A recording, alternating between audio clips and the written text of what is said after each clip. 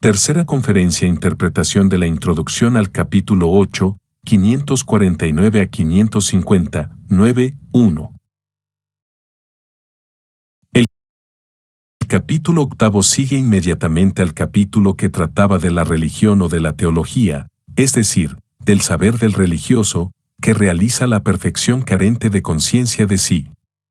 Entre el religioso, cristiano, y el sabio hegeliano, es decir, el propio Hegel, es decir, el hombre perfecto y satisfecho mediante la realización y la culminación de la conciencia y que tiene de sí mismo, no hay nada. Es imposible que haya algún tipo de existencia intermedia. Las soluciones intermedias, los compromisos de cualquier género, se eliminaron hace mucho tiempo. Al hombre solo le satisface a partir de ahora el saber absoluto. Y todo consiste en saber si ese saber es para este hombre, como para Hegel, el conocimiento perfecto de sí, o si es, como para el religioso, el conocimiento de un absoluto distinto a él, de Dios. En ambos casos, el contenido, el inal, del saber es el mismo. ¿Y cómo podría ser de otro modo habida cuenta de que el saber es absoluto, es decir, total? La diferencia no está sino en la forma, como dice Hegel. Tanto para el religioso como para el sabio, el ser se revela a sí mismo en y por él, o mejor aún, en tanto que, saber absoluto conforme a su circularidad encerrada en sí misma.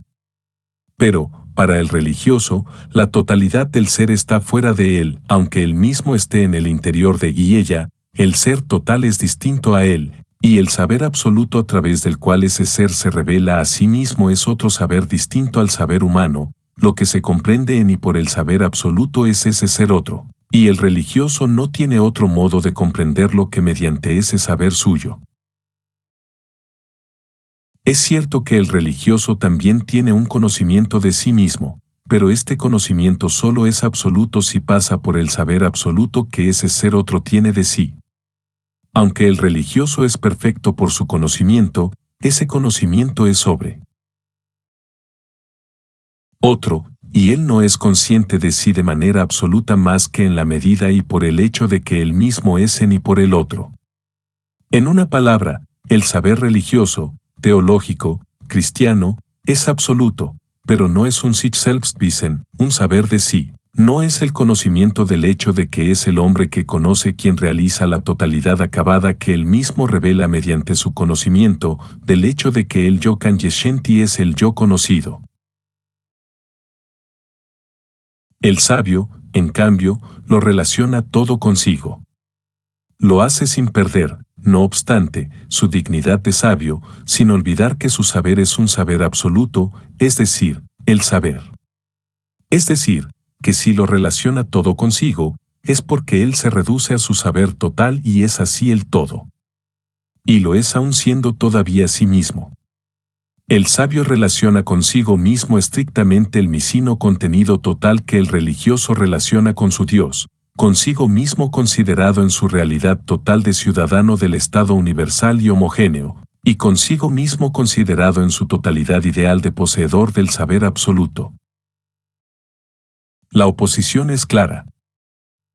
Y es evidente que entre ambos puntos extremos no hay nada. Desde que el esclavo trabajador repartió el mundo entre él y su amo al anular mediante su trabajo la realidad autónoma de la naturaleza inhumana, o en otros términos, desde que el hombre, judeocristiano repartió la esfera de Parménides entre él mismo y su Dios, que, para nosotros, está hecho a imagen y semejanza de ese hombre, y que, para éste, es la imagen a partir de la cual él ha sido creado. Desde ese reparto total, el hombre ya no puede proyectar su saber sobre una realidad natural y acreditarlo como verdadero, como hacía el filósofo pagano con el movimiento circular de los astros. Debe relacionarlo todo bien consigo mismo, bien con Dios, sin poder relacionarlo con ambos a la vez, puesto que solamente puede haber un absoluto. Y ambas actitudes extremas están realizadas, una por la antropología de Hegel y la otra por la elaboración de la teología cristiana. Estas son, evidentemente, irreconciliables. Y ninguna puede ser superada. Y solamente se puede pasar de una a la otra mediante un salto brusco, pues la transición es imposible, ya que entre ambas no hay nada. Estar en una es decidirse en contra de la otra, rechazar una es situarse en la otra. La decisión es absolutamente única, y simple a más no poder. Se trata de decidirse por sí, es decir, contra Dios, o por Dios, es decir, contra sí mismo. Y no hay más razón de la decisión que la decisión misma. Por supuesto, al presentar las cosas de este modo me aparto del texto de la PHG. También para Hegel ambas actitudes son, en definitiva, las únicas posibles. Y él sabe que se excluyen mutuamente. Pero, para él, hay aquí algo más que una mera justaposición, hay jerarquía, el sabio está, por encima, del religioso. Y aunque Hegel sabe que el tránsito de una de esas actitudes a la otra no puede ser sino brusco, un viraje total, cree que ese tránsito es necesario. El hombre que se ha vuelto cristiano debe terminar necesariamente por volverse un sabio. Y solamente hay jerarquía para el filósofo, es decir, para quien admite desde el principio la superioridad de la sabiduría hegeliana, para quien admite que el saber, incluso el absoluto, es un valor solo si es sich selbst wissen, saber de sí, y de igual modo, solamente hay tránsito necesario de la religión a la sabiduría para el filósofo, es decir, para quien va desde el principio en busca de la conciencia de sí, o, en otros términos, para quien está dispuesto a extender indefinidamente la conciencia que tiene de sí mismo, es decir, a extender el ámbito del ser cuyo conocimiento se le revela como siendo un conocimiento de sí. Para convencerse de ello es suficiente con recordar cuánto Hegel dijo al final del capítulo 7. Hay allí un texto, 546, 32 a 547, 15, 2, realmente único en su género, un texto cuyo contenido debería ser demostrado a través de su forma misma. En ese texto, Hegel resumía la doctrina teológica cristiana tal y como quedó definitivamente constituida al final de la evolución de esta religión absoluta. En lugar de Dios, Hegel dice ahí, espíritu.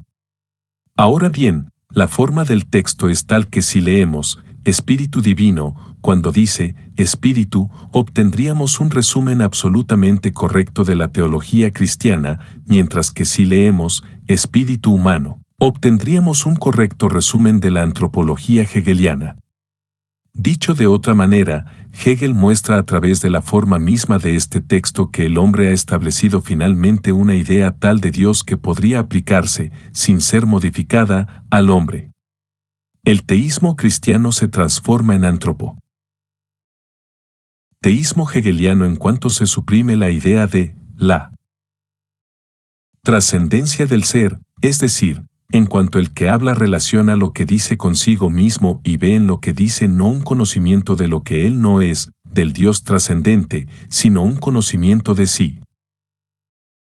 Hay que confesar que este texto es muy impresionante y convincente.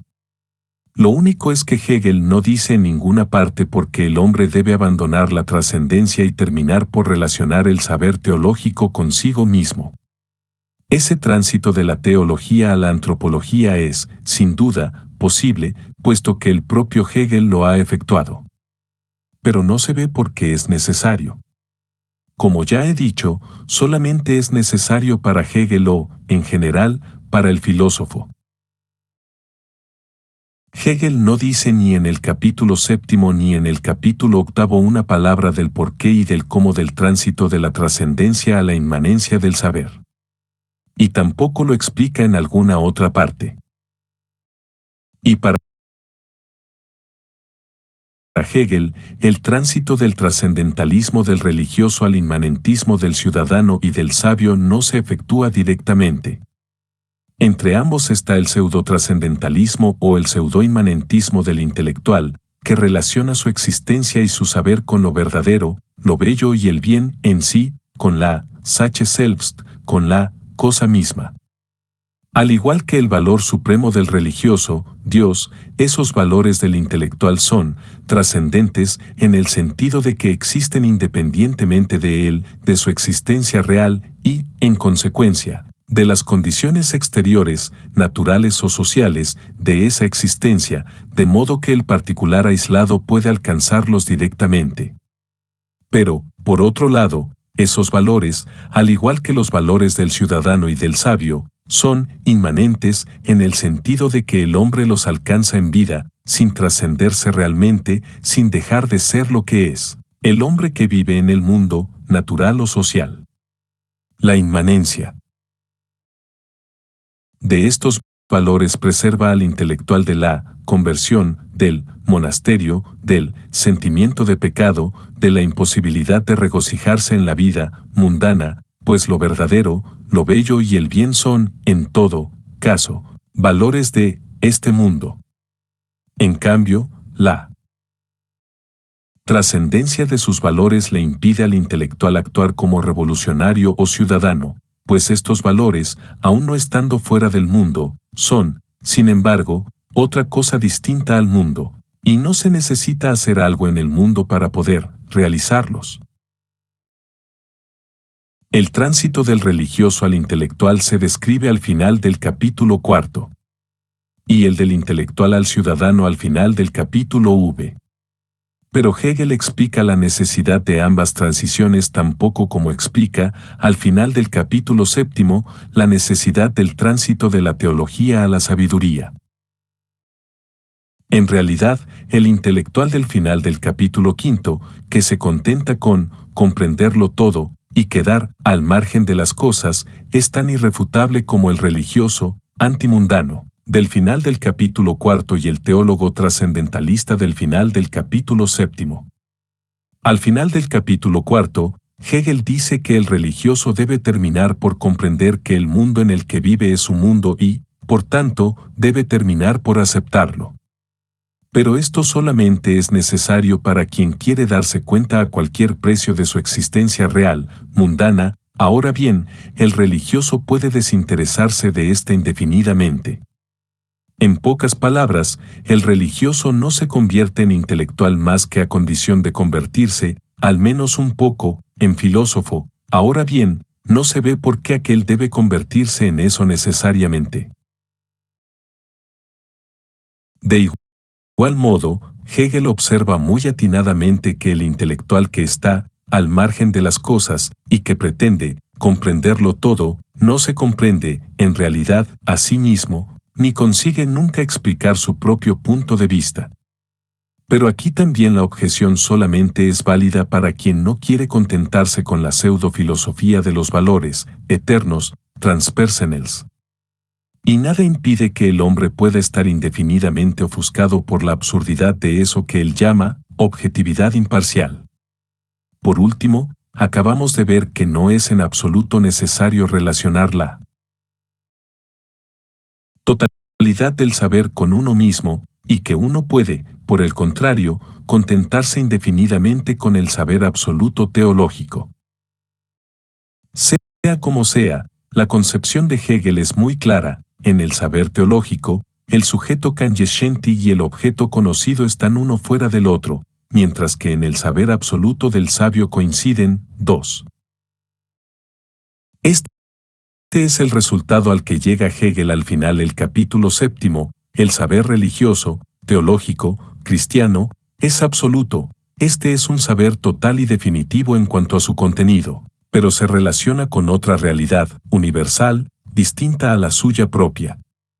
El segundo paso que hay que dar consiste entonces en relacionar ese saber, que ya es total y absoluto, consigo mismo. Y esto lo dice Hegel en la primera parte de la breve introducción al capítulo 8, donde resume justamente ese resultado obtenido al final del capítulo 7. Dice esto, 549, 3 a 13, 3. El espíritu de la religión manifiesta o revelada, es decir, cristiana, no ha sobrepasado todavía su conciencia exterior en cuanto tal. O lo que es lo mismo, Su conciencia de sí objetivamente real no es el objeto cósico, Gegenstand, de su conciencia exterior. Este espíritu, mismo en cuanto tal, así como los elementos constitutivos que se distinguen o diferencian en él, se sitúan en la representación exteriorizadora, Vorstellung, das Vorstellen, y en la forma de la objetividad cósica.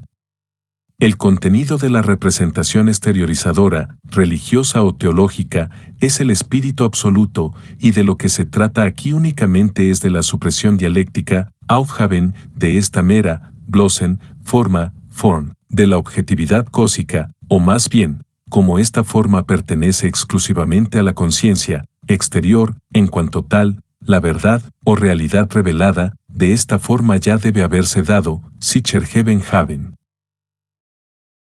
En las formaciones concretas de la conciencia estudiadas anteriormente en la PHG. El saber, además absoluto, del teólogo cristiano es el culmen de la Bewusstsein, de la conciencia exterior. Y ese saber no da cuenta de la Wirkliche Selbstbewusstsein, del hombre real que conoce lo que él es. El saber del teólogo es una conciencia, del exterior, pero fina conciencia de sí. Así que basta con transformar la Bewusstsein en Selbstbewusstsein, la trascendencia en inmanencia, para alcanzar el saber absoluto del sabio, que es el culmen de la conciencia de sí. Por supuesto, el sabio solamente puede realizar esta transformación porque es absoluto, es decir, total y definitivo en su propia realidad consciente, y él solamente puede serlo en su calidad de ciudadano del Estado, absoluto, universal y homogéneo. Ahora bien, Hegel dice en la última frase del pasaje citado que esta transformación de la teología en sabiduría, en saber absoluto, es necesaria, y que esta transición ya se ha realizado en las formaciones concretas de la conciencia estudiadas en los 7 primeros capítulos de la PHG. Él tiene en mente al hombre descrito al final del capítulo 4, Napoleón, el ciudadano napoleónico, el propio Hegel en tanto que ciudadano del imperio, supuestamente universal y homogéneo, de Napoleón, considerado, en principio, como ya realizado. Este hombre es la Wahrheit, la verdad o realidad revelada de la forma teológica, pues él realiza la perfección de la que habla el teólogo y que en este no es sino una idea abstracta, puesto que Dios, que se supone que debe realizarla, no existe. Solo que Hegel razona de este modo. La forma en cuestión, es decir, la teología cristiana, está efectivamente elaborada, es un hecho psicológico, una idea real en tanto que idea. Pero una de dos, o bien ella se corresponde con una realidad objetiva, Wirklichkeit, o bien no. En el primer caso, en el mundo hay una realidad que realiza la idea que el cristiano se hace de su Dios, y evidentemente esta realidad no puede ser más que la realidad humana. En el segundo caso, la idea absoluta es un ideal, abstracto. Ahora bien, Hegel presupone que toda idea concebida por el hombre aspira necesariamente a realizarse y que puede y debe estar realizada si no es absolutamente falsa. Luego la idea cristiana debería producir un nuevo tipo de existencia humana. Pero la circularidad de la PHG prueba que los análisis que se han hecho ahí agotan todas las posibilidades existenciales. Luego la idea cristiana debe estar ya realizada. Solo hay que buscar, entre las existencias descritas en la PHG, la que corresponda a esta idea. Y entonces encontramos al ciudadano napoleónico o, si se prefiere, al propio Hegel. Al partir del hecho de la existencia de la teología cristiana y presuponer la circularidad de la PHG, Hegel deduce, por tanto, la necesidad de una realización de la idea cristiana por parte del hombre en el mundo. Esta idea es, pues, una Wahrheit, una verdad, en el sentido de que se corresponde con una realidad objetiva, que es precisamente el hombre, de 1806. Pero esto no es suficiente. Pues la Wahrheit no es solamente la realidad. Es la realidad revelada, a través de la palabra, es decir, la realidad consciente de ella misma. Así que afirmar la existencia de la Wahrheit-Telefon teológica significa afirmar la existencia no solamente del ciudadano absoluto, sino también del ciudadano consciente de sí, es decir, del ciudadano absoluto, convertido en filósofo. O más exactamente, y puesto que ese ciudadano es absoluto, convertido en sabio, significa afirmar o presuponer, así pues, la existencia del propio Hegel. Y esto es justo lo que he dicho en mi introducción, el tránsito de la teología cristiana a la antropología hegeliana solo es necesario para y por el filósofo, que aquí es el propio Hegel. Ahora bien, nada prueba que el advenimiento de ese filósofo sea necesario. Nada prueba, en efecto, que el ciudadano del estado perfecto no pueda seguir siendo, relativamente, inconsciente ni que no pueda, por consiguiente, mantener la religión, la teología, cristiana, si considera este estado no como su propia obra, sino como la obra de Dios. Sea como sea, esta primera parte de la introducción, que resume el razonamiento del capítulo 7, muestra bien a las claras en que se diferencian el sabio y su saber absoluto del religioso y su religión, o teología, absoluta. Esta primera parte nos muestra entonces al sabio en y por su oposición con el religioso. En la segunda parte de la introducción, en cambio, donde se indica el terna del capítulo 8, Hegel habla del sabio, o del saber absoluto, considerándolo en sí mismo, 549, 13-31, 4. Este acto de sobrepasar el objeto cósico de la conciencia exterior no debe considerarse como la unilateralidad que consistiría en el hecho de que el objeto cósico se muestre como retornando al Zurückkehren, al yo personal. Al contrario, considerado de manera más precisa, este acto es tal que, por una parte, el objeto cósico en cuanto tal se le manifiesta al yo personal en tanto que desapareciente, y, por la otra, y más aún, Bielmer, la alienación o exteriorización de la conciencia de sí pone la coseidad, y tal que esta alienación o exteriorización no posee solamente un significado o valor negativo o negador, sino, también, positivo, y posee, este último no solamente para nosotros o en sí, sino, también, para la conciencia de sí. El principio negativo o negador, das Negativ, del objeto cósico, es decir, su acto de suprimirse dialécticamente a sí mismo, posee un significado o valor positivo para la conciencia de sí, lo cual quiere decir, la conciencia de sí sabe o conoce. La nulidad. Nichtigkeit del objeto cósico.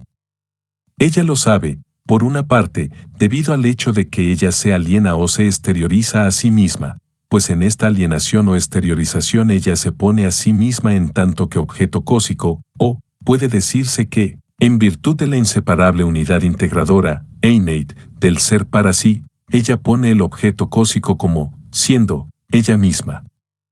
Por la otra, hay en esto al mismo tiempo este otro elemento constitutivo, el hecho de que la conciencia de sí también ha suprimido dialécticamente y retomado, Zurückgenommen, en sí misma esta alienación o exteriorización y esta objetividad cósica, el hecho, así pues, de que la conciencia de sí, está cabe sí, basic, en su ser otro. Para llegar al saber absoluto hay que sobrepasar, por tanto, la oposición entre el objeto del saber absoluto y su sujeto, es decir, el hombre que lo posee, hay que relacionar el saber absoluto, es decir, total y definitivo, consigo mismo. Y Hegel acaba de explicarnos qué significa eso. En primer lugar, no se trata ni de solipsismo, ni de idealismo, ni de ningún tipo de subjetivismo, el objeto exterior o cósico no regresa al yo personal. El sabio que relaciona la totalidad de su saber consigo mismo no está en absoluto afirmando, así pues, que él sea la totalidad del ser, que lo sea en su aislamiento particular, en su intimidad interna, puramente subjetiva. El todo no es en absoluto mi yo, ni el yo abstracto, ICH, ni el yo personal, Selbst, en absoluto es mi pensamiento u otra cosa del mismo género. Para que el saber pueda ser absoluto, dice Hegel, es decir, para que haya una coincidencia del sujeto y el objeto del saber, hace falta que en objeto exterior se le manifieste a la conciencia exterior en tanto que desapareciente. Esta frase posee ante todo un significado teológico. Nosotros sabemos que, en el cristianismo, la religión se suprime a sí misma en tanto que religión. Así es como Hegel interpreta el relato evangélico. La teología cristiana es la teología del Dios muerto en tanto que Dios. El cristianismo es ya un ateísmo inconsciente, incluso simbólico. Lo único que hace el saber absoluto es tomar conciencia de ese ateísmo, o antropoteísmo, y expresarlo racionalmente a través del concepto, Begriff igual a logos. Dicho de otra manera, la religión no se puede suprimir, aufheben, en cualquiera de sus formas. Solo se puede suprimirla, definitivamente en su forma cristiana. Cuando se suprime un Dios, desde afuera, solo se le puede sustituir por otro Dios. Para que el Dios desaparezca completamente es necesario que éste se suprima a sí mismo. Y es precisamente el Dios cristiano el que se suprime en tanto que Dios para convertirse en hombre. En pocas palabras, el ateísmo del sabio no puede establecerse después de cualquier teología, ese ateísmo surge de la teología cristiana y no puede surgir sino de esta. Más exactamente, no se trata del ateísmo, sino del antropoteísmo, y este antropoteísmo hegeliano presupone la teología cristiana, puesto que Hegel le aplica al hombre la idea cristiana de Dios. Ahora bien, nosotros sabemos que lo único que hacía la religión era proyectar en el más allá la realidad social de la que ella surgía. Hay que decir, por tanto, que el sabio solamente es posible tras la realización del mundo histórico en el que ha podido constituirse y perfeccionarse la religión cristiana. Pero no se necesita pasar por la antropología hegeliana para llegar a este resultado. Puede extraerse directamente del texto citado si relacionamos la palabra Gegenstand, objeto exterior, con el universo real, es decir, con el mundo natural y humano o social. Hablemos primero del mundo social. El objeto exterior al hombre es aquí otro hombre. Ahora bien, Hegel ha mostrado en el capítulo 4 que a un hombre no le sirve de nada suprimir completamente a otro hombre, es decir, matarlo, pues el hombre muerto carece de interés. 3. Lo que cuenta únicamente es la autosupresión del otro hombre. Pero el hombre que se suprime a sí mismo frente a otro se somete a éste como un esclavo se somete a su amo. Luego, para que haya saber absoluto es necesario que el objeto se suprima a sí mismo. Y en el plano social eso significa que es necesario que exista el fenómeno de la servidumbre y todo cuanto se sigue de esta, a saber, la dialéctica del amo y el esclavo, es decir, el conjunto de la evolución histórica de la humanidad tal y como se describe en la PHG. Dicho de otra manera, el sabio solamente es posible en el estado que culmina esta evolución y en el que todos los ciudadanos se suprimen a sí mismos, de modo que ninguno es ya para el otro un Gegenstand, un objeto exterior y cósico, un estado en el que, en otros términos, ya no hay intereses particulares que se excluyan mutuamente.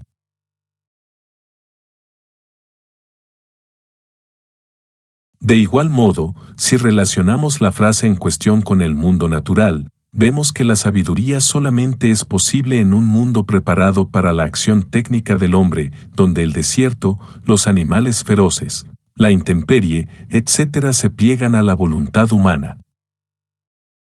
De manera general puede decirse entonces esto: el saber absoluto, es decir, la sabiduría, presupone el éxito total de la acción negadora del hombre. Este saber solamente es posible, 1, en un estado universal y homogéneo, donde ningún hombre es exterior a otro, donde ya no queda ninguna oposición social sin suprimir. 2, en el seno de una naturaleza domada mediante el trabajo del hombre, una naturaleza que, al no oponerse ya al hombre, ya no le es extraña. si el sabio puede afirmar con todo derecho en el saber absoluto la identidad del ser en cuanto tal con el ser que él mismo es porque él ha experimentado el hecho de que los conflictos en el interior del Estado se han suprimido definitivamente, que ya 40 hay una oposición evidente entre él y el mundo, tanto social como natural. Antes de esta experiencia, Erfahrung, la afirmación de la identidad del sujeto y el objeto no puede ser más que gratuita. Pero incluso con esto no basta. No basta con saber que el mundo, que el estado en cuestión, están preparados para una identificación real con ellos. Para llegar al saber absoluto no basta con constatar, con Kant, la casualidad trascendental, que nos permite aplicar nuestro saber abstracto al ser real y dominarlo así por medio de éste. Es necesario reconocer, además, cuanto Kant olvida y Hegel dice, a saber, que la alienación de la conciencia de sí pone la coseidad. Es necesario reconocer que no hay casualidad trascendental, que no hay una identidad dada, sino que lo que hay es una identificación activa, consciente y voluntaria realizada por el hombre mismo en sus luchas sociales y mediante su trabajo. Desde el punto de vista teológico, la frase en cuestión significa que para suprimir definitivamente a Dios no basta con decir que no existe. Es necesario comprender además, como muy bien dijo Hume, por qué se ha afirmado su existencia, es necesario comprender por qué y cómo el pensamiento del hombre lo ha creado. Esto significa que la sabiduría solamente se puede realizar tras haber destruido la religión a través de su interpretación antropológica, tal y como la leemos en el capítulo Bill. Es necesario comprender que el hombre crea sus dioses proyectándose a sí mismo, considerado en tanto que ideal, en el más allá. Es necesario saber, de manera general, que el ser en su totalidad no se reduce al ser dado. Es necesario saber que esta totalidad del ser también incluye un ser creado por el hombre consciente de sí, quien se exterioriza o se aliena, Sichentaussert, por medio de la acción, realizando fuera de sí las ideas que él ha forjado en su fuero interno. En pocas palabras, el hombre solo puede alcanzar la sabiduría y afirmar en el saber absoluto su identidad con el ser total si se sabe como acción negadora exitosa. El filósofo solo puede convertirse en sabio si se comprende del modo como es comprendido en y por la PHG, o en y por sus 7 primeros capítulos. Pero para poder convertirse en eso hace falta que el hombre se comprenda de ese modo. Dicho de otra manera, no basta con ser acción creadora, con ser ciudadano trabajador en el estado perfecto. Hace falta saber que uno lo es, hace falta tomar conciencia de sí. Y Hegel está expresando esto cuando dice que la autosupresión del objeto y su ser puesto por el sujeto deben existir no solamente para nosotros, o en sí, sino también para la conciencia de sí misma. 1. Esto significa que para llegar al saber absoluto no basta con ser filósofo, en el sentido corriente del término, no basta con razonar a partir de algo que uno no es. Pero tampoco basta con ser el hombre integral. Hace falta, además, razonar sobre ese hombre integral que uno es. O como dice Hegel, el hombre debe suprimir dialécticamente y retomar en sí mismo la alienación o el objeto exterior, realizado por medio de la acción de la lucha y del trabajo.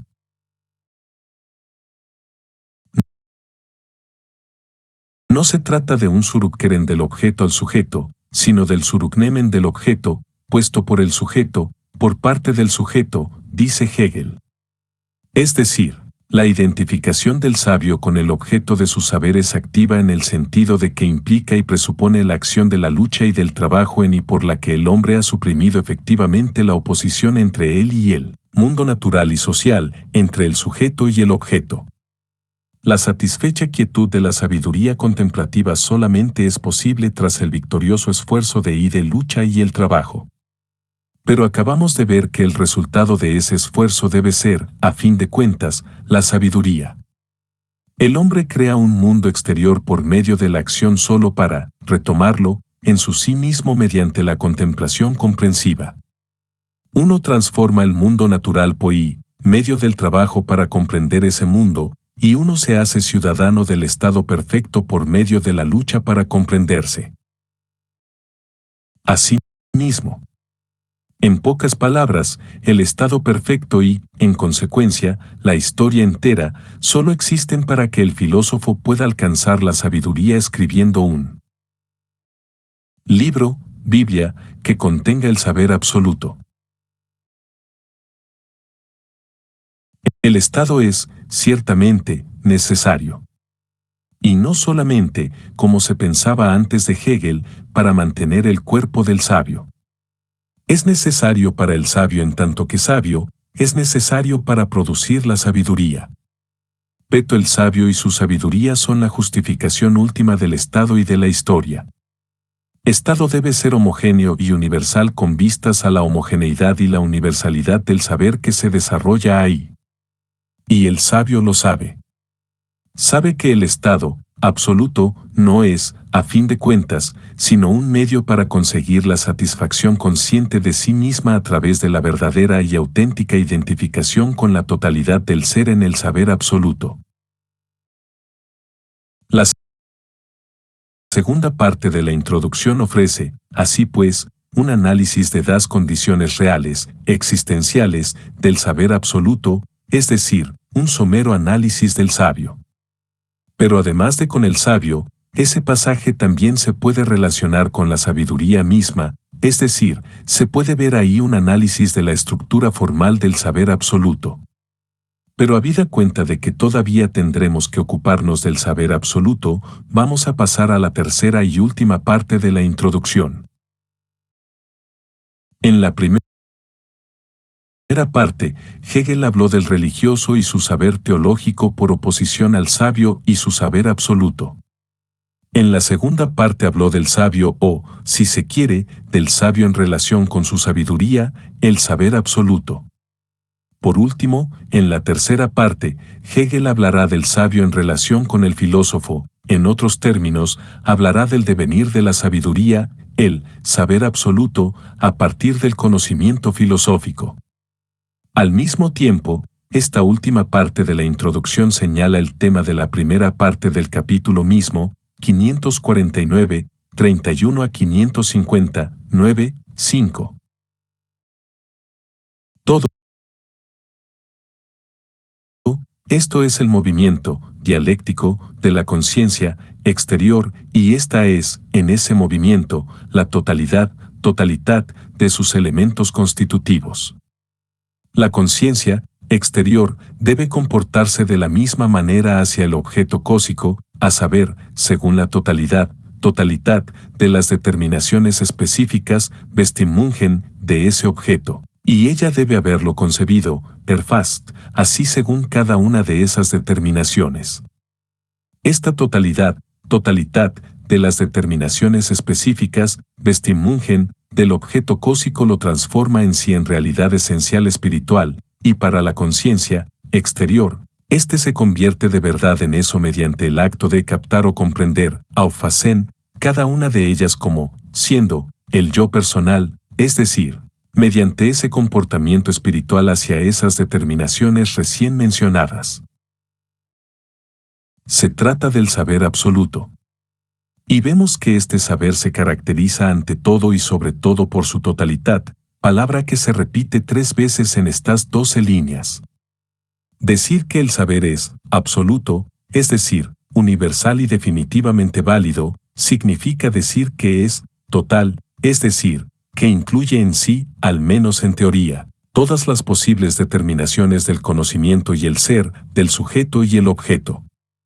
Y Hegel dirá más adelante que esta totalidad del saber se revela a través de su circularidad.